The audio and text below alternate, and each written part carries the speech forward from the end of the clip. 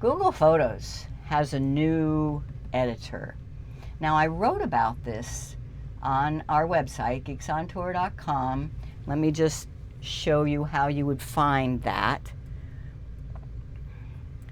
geeksontour.com, and under blogs and all articles, and you will see 2025 new editor for Google Photos. And in this, I lay out where everything was on the old menu, where everything is on the new menu. And if you are a subscriber to our newsletter, you will be getting this in your inbox for our next newsletter. But for now, I want to do some demonstrations. Right now, it's only rolling out to Android phones. I expect it will be coming to iPhones, but right now it's only Android, and it's not everybody, so it's rolling out. But once you get it, you've got, there's nothing you can do to either stop getting it or to get it faster. So it is what it is. So this one looks really dark, doesn't it? There's actually a deer in there. The edit button is still the same, but as soon as you tap on it, everything else looks very, very different.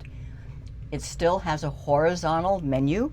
It starts with this auto, then there's actions and markup and filters and lighting and color. And each one that you choose from this main menu shows different options on the second line up. You scroll over to find all your options. So this deer, all I have to do is tap dynamic. Boom.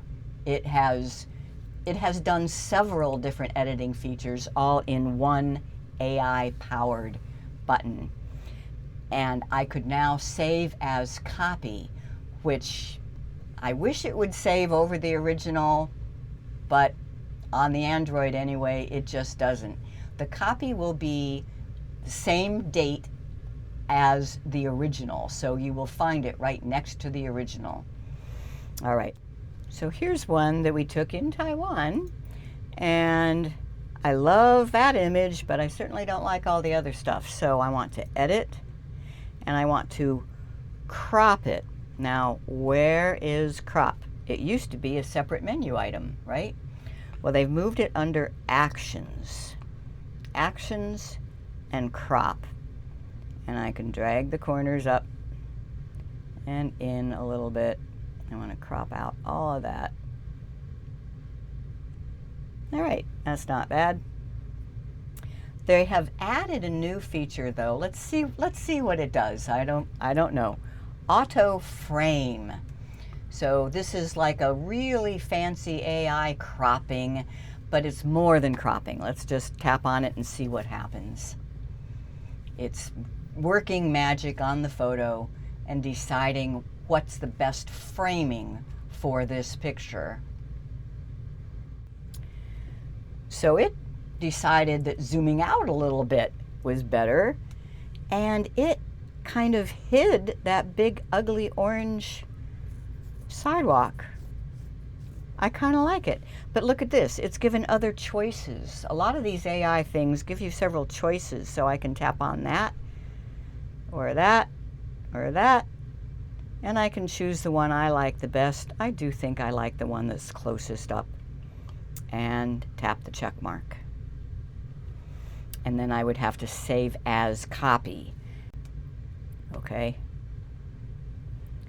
So now out in my photos, I have both the original and the copy.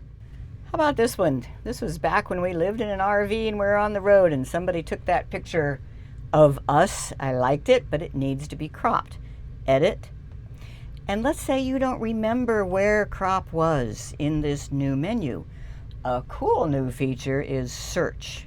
So I can tap search and I get a listing of all of the features in this editor, or I can search for crop. There we go. and choose crop from here. And now I can do whatever I want. Or I could try that auto frame, but I'm not going to bother. This is good. I check mark and I'm done. And if all you do is crop, it does let you save over the original. I'm still not going to. Is there anything wrong with this picture? Well, not really, except it's all so dark in here. Edit and dynamic. And it does some HDR, high dynamic range, which gives you detail in the shadow. Is that a prettier picture or what? One tap. And if you touch and hold, you will see what the original looked like. Let go, you see what the edited copy looks like. This picture is an old, faded, you know, one of these is Jim here, so as a little kid. How do you get rid of that red? Well, you really can't in keeping it color. The best thing to do with a photo that's gotten this bad is to change it to black and white. Now you can do that either by going to color and saturation and taking away all the color, but I think a better way is to use the filters. So there's filters. You can filters or sky. I want filters. And there's a whole bunch of them. All the way at the end are black and white filters. And I think that picture looks much better in black and white than trying to fix the colors. And this one is blurry. I think there's an unblur, but where is it? What are you going to do? Search. Yeah, just tap the search, type unblur, and if it's there, it will show up. You unblur. Wow, that's pretty cool. And we still have Magic Eraser. If you tap edit, you should be able to select this flag coming out of Jim's shoulder right here. But if it doesn't, you can go to Actions, Magic Eraser.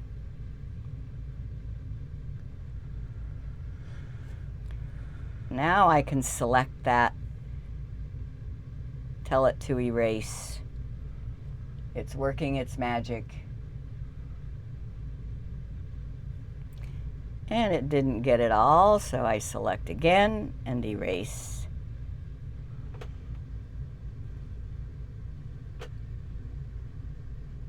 That's nice and clean.